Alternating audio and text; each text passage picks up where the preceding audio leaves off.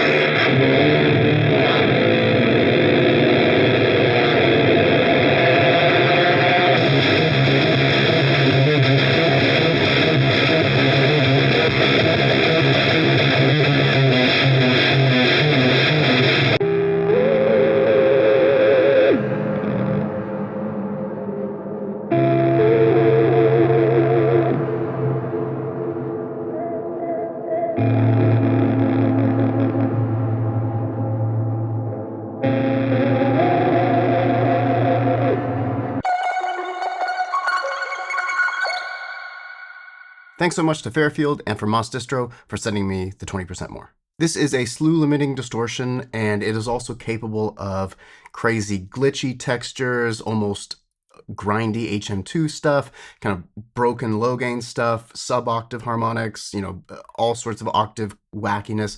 It's a really kind of complex sounding distortion pedal. Let's jump into our controls. First up, we have volume. This will control the overall output of the pedal while it's on. Our blend control mixes in a square wave and sub-octave copy of the input signal. Then we have input, and this is our JFET preamp, and this is essentially your gain control. LPG is our low-pass filter. Feed is the feedback of the slew limiter. Then we have slew, and this will control the frequency of the slew limiter.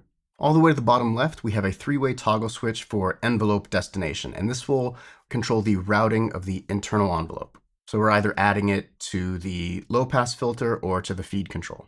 Next up, we have our octave up control, and then our last switch is our octave down control, and here we can choose between 1 or 2 octaves down.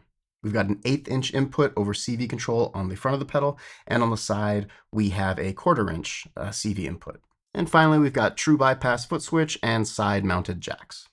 For everything today, I will be using my 1988 Burny RSG63-60. This has the stock pickups, and it is tuned to D standard with a drop C.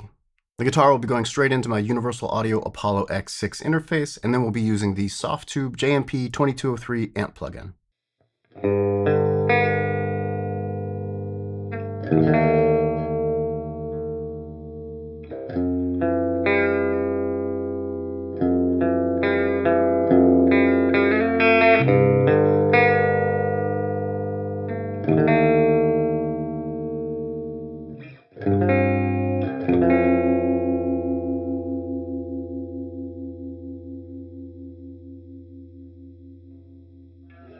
All right, let's get into the sounds. For the first clip, I'll be starting with a lower volume so you hear that this pedal, as wild as it does clean up really well. And by clean up here, I mean like you'll reduce the gain, you'll maintain clarity, but it is a very kind of like gritty and dirty pedal just all the time. Here are my settings. So we get all this really great compressed, splatty distortion that just sounds super cool. Honestly, like a lot of the qualities here are like Fuzz-like or Fuzz adjacent, but it's definitely maintaining like the kind of punch and openness is a weird word to use with this pedal because it does compress a lot, but it has like the kind of openness of a distortion, but with all of these characteristics of a fuzz. Speaking of fuzz, that will be going into the 900 fuzz from Fairfield Circuitry. This thing is rad. I've done a full demo. You can check that out up there. It is a big, heavy, complex, in-your-face distortion that sounds so good, and it pairs beautifully with the 900. Enjoy.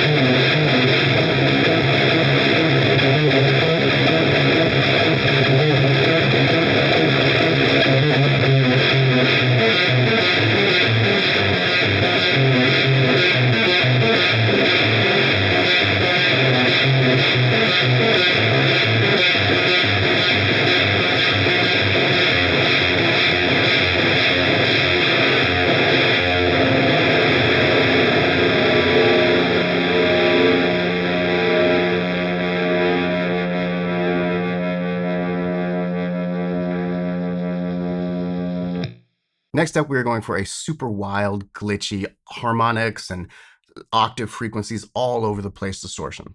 To get that, here are my settings, and that'll be running into the Chase Bliss and Good Hertz Lossy for a little bit of reverb. I don't have a lot of words to accurately articulate this sound. It's just a cacophony of distortion and fuzz and gating and compression and octaves and harmonics and subharmonics, and it's all of this stuff going on to create a super fascinating and really, really fun tone to play. It's both like a kind of a big, lumbering giant and this really kind of spastic, fast, tight kind of maniac running around. It's awesome.